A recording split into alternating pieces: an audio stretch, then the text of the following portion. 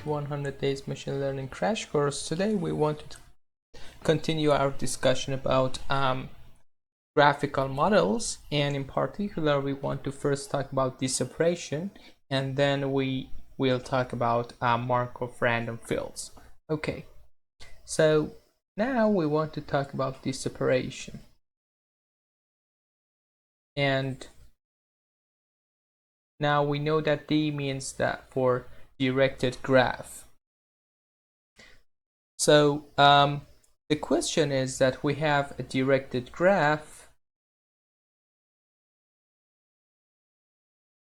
and in this directed graph, let's say we have three sets of nodes: set A, set B, and set C.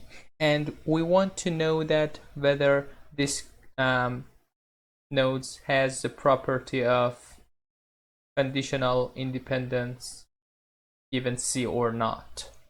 Okay, now this separation provides us a visual tool to verify that whether this relation is holds or not. So if you remembered in the last session, we tried to obtain that with mathematical expression, but now we want to do that by looking at the graph. Okay, so for verifying this, we should consider all possible paths from any node in A. So just be careful that A, B, and C are set of nodes. So if this is a graph, then A could be this. So A could be one node or set of nodes. Okay, so first we should consider any node in A to any node to B. So we should consider all of the paths from any node of A to any node in B. Then such path is said to be blocked. So that path is blocked if either the arrows on the path meet either head to tail or tail to tail at the node, and the node is in the set C.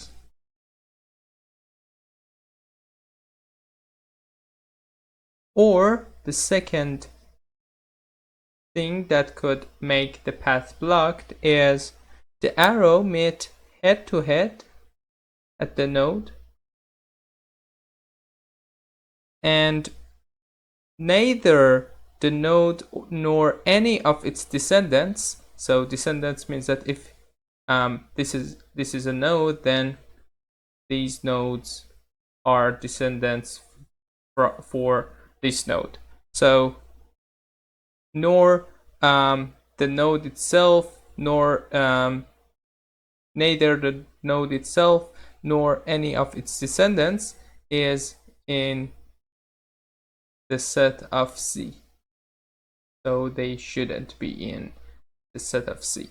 So in this case, the path is blocked. So probably now you have the question that what is head to tail or tail to tail mean? Okay, for head to head, if you remember that we had an example for conditional independence that was something like this. In this graph, we say that C is head to head with respect to path A to B.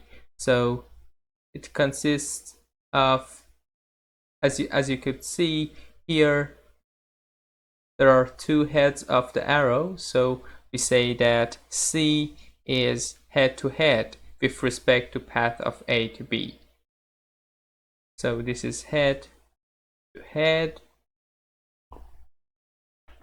And for head to tail, again, if you remember that, we had something like this. In this case, C is head to tail with respect to path A to B. So as you could see here, in here we have head and here we have tail. And for tail to tail, we could consider this example. So this is C, A, and B. So in this case, C is tail to tail with respect to path A to B. So as you could see here, this is these are tails of these arrows. Okay, now so we considered all of the path and we check that each path is blocked or not. If all paths are blocked, then we could infer that A and B, so A is conditional, A and B are conditional independent given C. So this is the test. So let's see an example.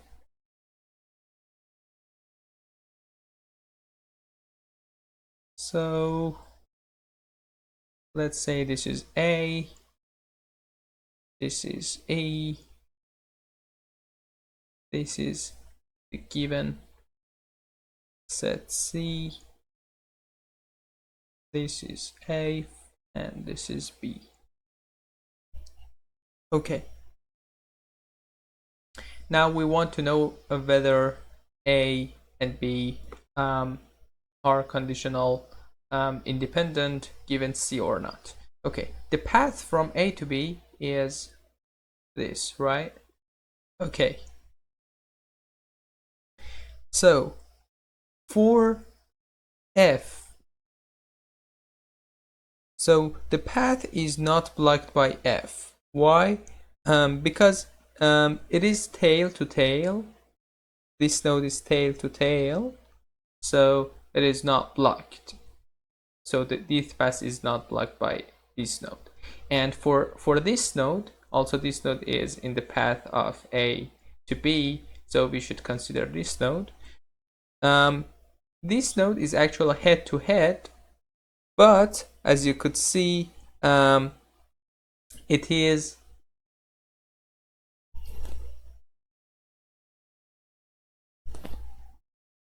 has some descendants that are in the set of C.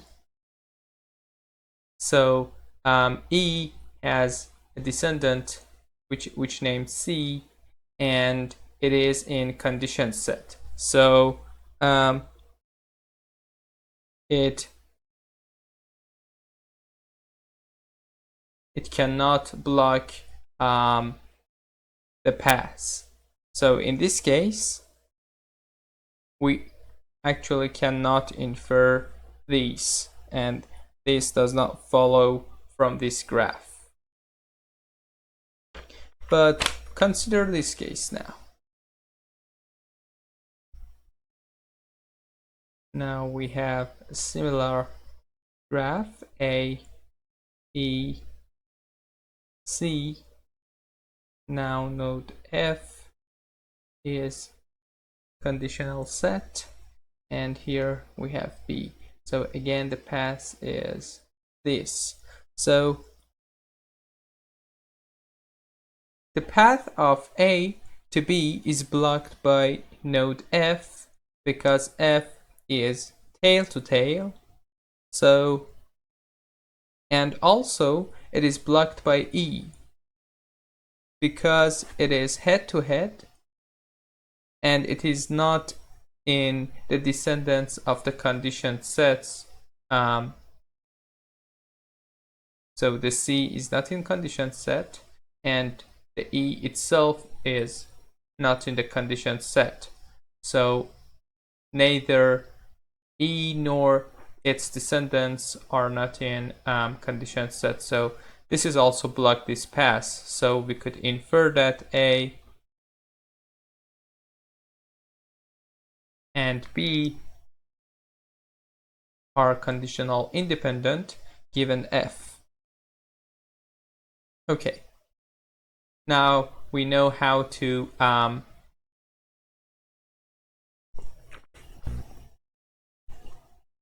extract this property that two sets have conditional independent given another set or not by looking at the graph. Actually, one of the major benefits of graph is that this kind of visualization with graph provide us some powerful tools to analyze the mathematical things. So instead of using that mathematical expression to actually obtain that A and B are conditional independent given F, we just look at the graph, and so we could extract this property. Okay, now we want to talk about, so this was the separation. Now we want to talk about Markov random fields.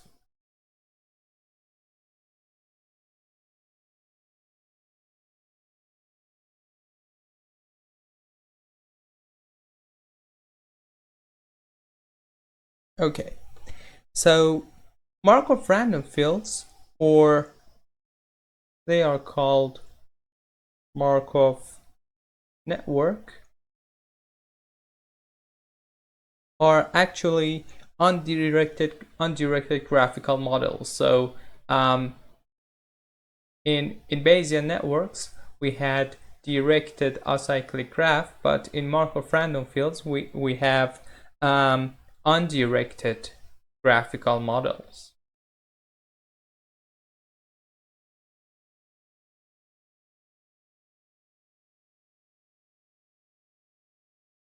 So in these graphical models, also we have some nodes, means that they represent some variables, and we have some links, but the links do not have any direction. So we have something like this, but we don't have this. So the nodes could be connected with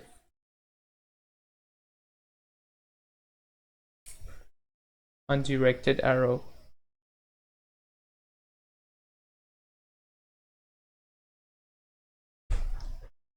Okay, it is good to start with conditional independence property, and after that we will discover more properties from Markov random fields. In directed graph, so we see that we could use the separation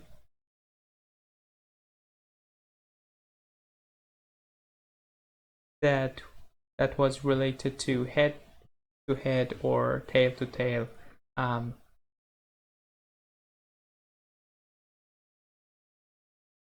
nodes, and then determining from that whether the graph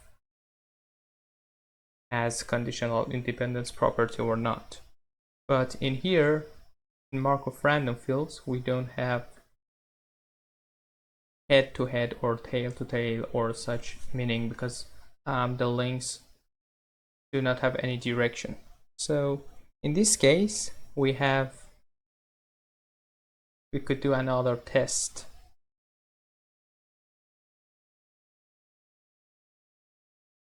So let's say we want to know the set of nodes in A and B are independent or not given C. So for this, we consider all possible paths from A to B again. if all such paths, so if all these paths pass through one or more nodes in set C, then all such paths are blocked. And so the conditional independence property holds. So let me write it here, that if all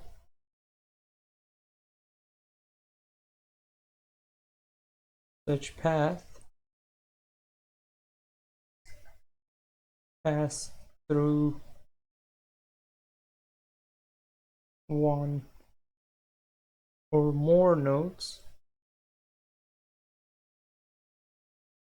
in set C, then they are blocked. So if there is at least one such path that is not blocked, then property does not hold necessarily. Okay, so let's see an example.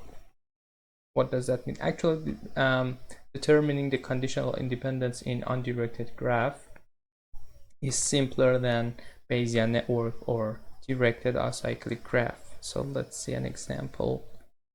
Here we have a node in here.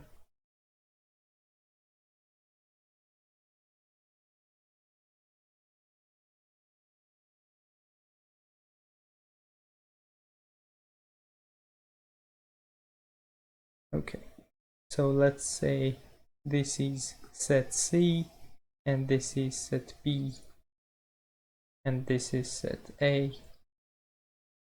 Okay, so we want to know that whether the conditional independency of A and B given C holds or not.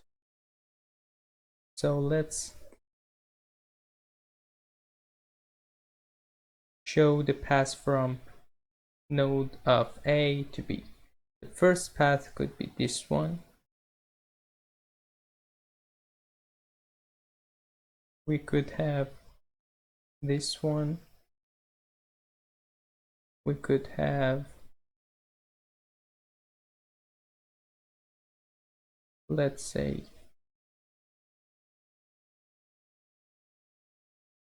this one, and from this node to this node. Okay, now in any of these paths, we pass through this condition set. So this blocked all of the paths from A to B. So in this graph, we have this property. So A and B are conditional independent given C.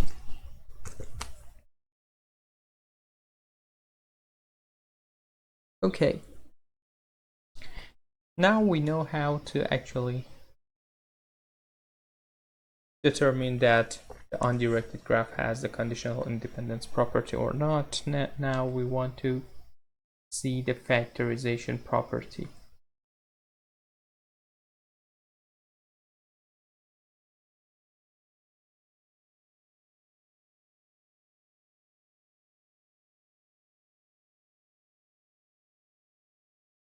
So we saw in undirected graph that actually factorization property that we could write the joint probability as the product of some terms in based on the graph. So now in here also we are seeking for factorizing p of x, which is the joint distribution. So the goal is to extract factorization property. Okay. Now let's say we have two nodes in, let's consider two nodes in the graph. If xi and xj are not connected by a link, then these variables must be conditionally independent given all other nodes in the graph. So we could actually express this as p of xi and xj given all of the other nodes. So this notation means that all of the nodes in the graph X except I and J. So they are conditional independent. So we could write it as p of xi conditioned on x times p of xj conditioned on x except I and j. Okay, to continue, actually to go further, it is good to consider a concept clique. So the clique is actually defined as a subset of nodes in a graph such that there exists a link between all pairs of nodes in the subset. And so in other words, that set should be a fully connected graph. And similarly, for maximal clique, it is the largest possible cliques. Okay, so don't worry, it is too simple. In the example, we could demonstrate that what does it mean very simply. So if it is x1, x2, x4, x3 in here, so for cliques, in the cliques we know that all of the nodes should be connected 2 by 2. So if one, say x1, x2, x3, x4 is a clique, then I will say x1 and x4 are not connected in this set. So it is not a clique from this graph. But x1 and x2, this set is a clique. x2 and x4 is a clique. x1, x3 is a clique. x3, x4 is a clique, and x2, yeah, that's it. And also x2, x3 and x4 is a clique, so because all of the nodes in this subset of graph are connected 2 by 2, and also x1, x2, x3 also is a clique. So all of these are cliques of this graph, and the maximal clique is this one and this one. Okay, so now you know what is clique and maximal clique in a graph. It is not actually a complicated thing. Okay, now the point is that if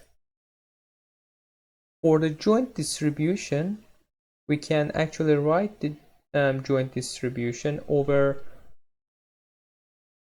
maximal clique of the graph. So we could write the joint distribution of 1 over z that we define it in a short, and the multiplication of maximal cliques, and we apply a function on them that we introduce that later. Okay, now what is z? The z is actually called partition function, or that is actually a normalization constant to make sure that the integration of p of x is 1. So because this multiplication maybe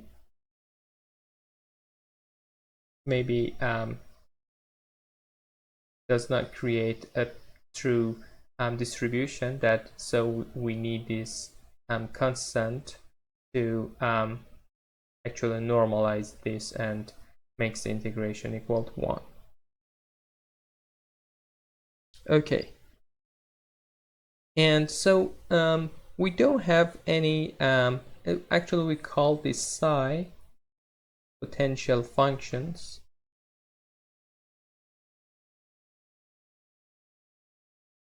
and actually they could be PDF, but we don't have such a limitations on them. And actually, because in here we have joint probability, this multiplication should be positive, so we prefer that actually psi of x of c would be greater than 0, that then we know that this multiplication is greater than 0, and so it could be somehow converted to PDF distribution. So, but we don't have actually certain limitations on psi of x. Okay. And as you could see, one of the difference between directed graph and undirected graph is actually this normalization constant. In directed graph, we didn't need this normalization constant, and actually it was automatically derived from the joint distribution. So if we had something like this, in this case, we could factorize the joint distribution as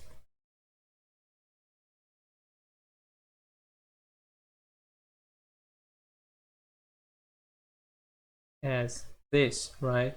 So in this case, we don't have any normalization constant. But in here, in undirected graphs or Markov random fields, we need the normalization constant, and it actually has a major limitation, and it actually puts major limitations on the model. Because if, let's say, we have m discrete variables, m discrete nodes, and each of them having k different states, then for evaluating of z, we should sum over k to power m states, that is exponential in the number of nodes in the model size, which is not actually good. Okay.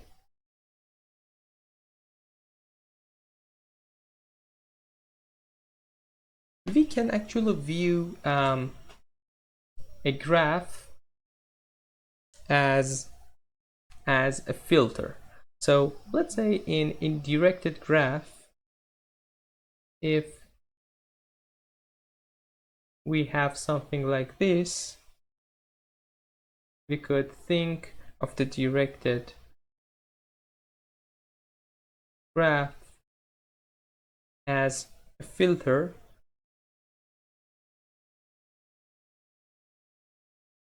that means that if so we pass the p of x, which is a distribution, to this. If this graph could factorize this p of x, then we add this to d of f. Otherwise, we don't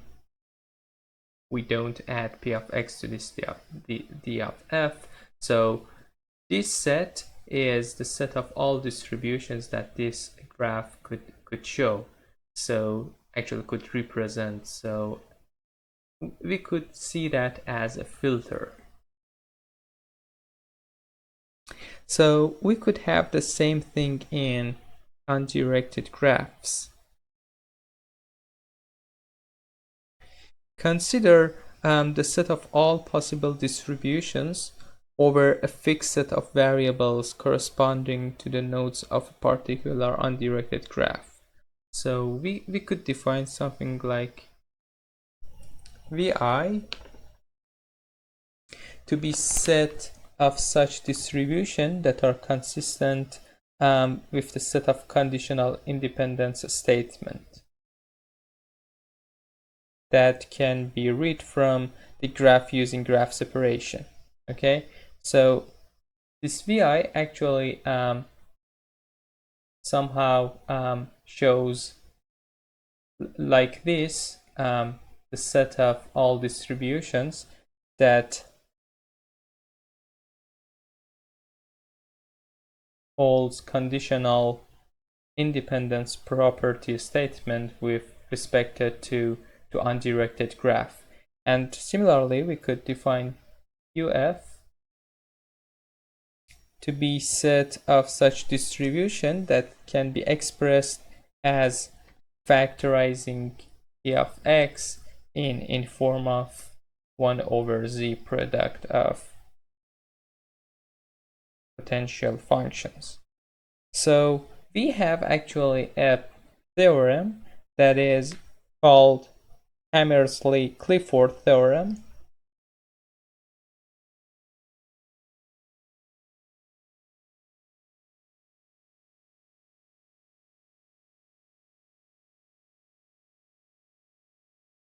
that states that the sets of UF and this is UI. So the sets of UI and VI are identical.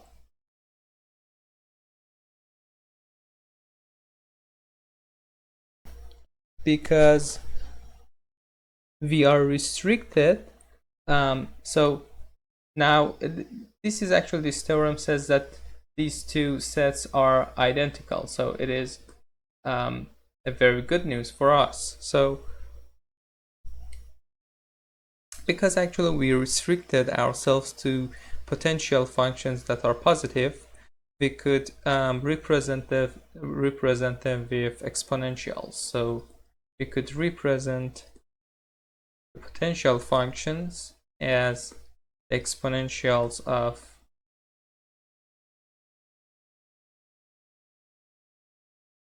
a of x of c, and we call this energy function.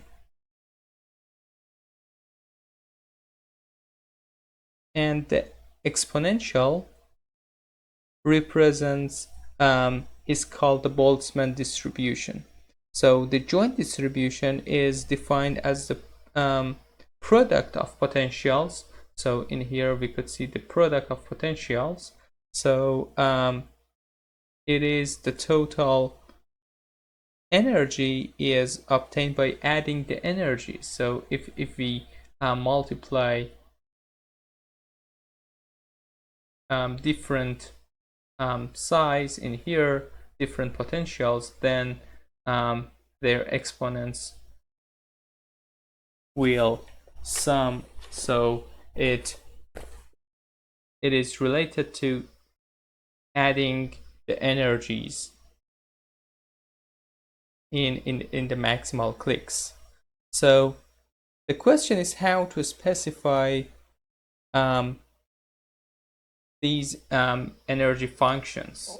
Okay, actually the answer is that it is task specific, but for an example we could see image denoising as a simple example. So let's say the observed noisy image be described by an array of binary pixels.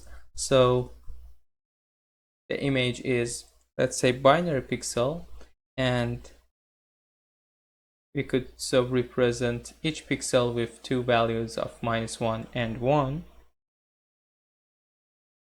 and so yi is related to the pixel of noisy image. And so we shall suppose that the image is obtained by taking an unknown noise-free image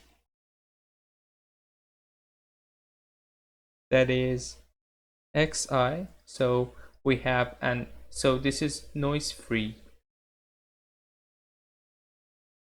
but unknown image, and it is represented, the pixels of that is represented by x, and they are randomly actually flipping, we actually randomly flipping the sign of these pixels to obtain y. So in this case we are adding some noise. So if it is x, then we could say that, for example, for having the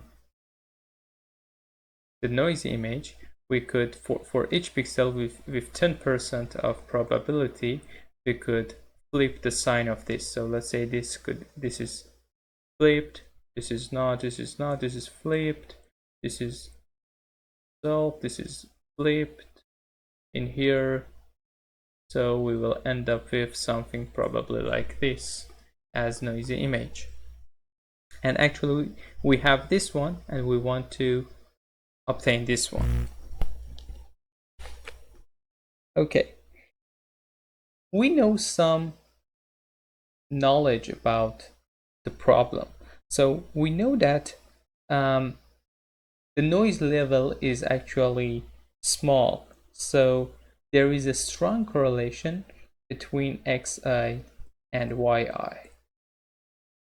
And actually we know that the neighbors in here, if we consider the neighbor pixels, they are strongly correlated. So xi and xj are strongly correlated if they are neighbors. So we could actually create an undirected graph for this. The undirected graph could be something like this. So let's say this is xi, so it is a noise-free image.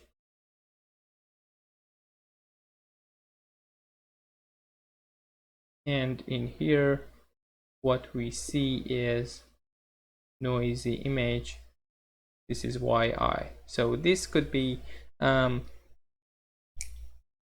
model of this graph. Okay, so in this graph, there are two types of cliques. The first type is xi and yi. So for this, we should define an energy function. We could actually define positive constant eta times xi yi, which could be somehow describe the correlation between x and y. So in here, if x and y have opposite sign, they have higher energy. And also for xi and xj, we could have positive constant beta times xi xj similarly to this. So this is for the relation in the image itself, the noise-free image. This is the relation between the noisy image and noise-free image. Okay.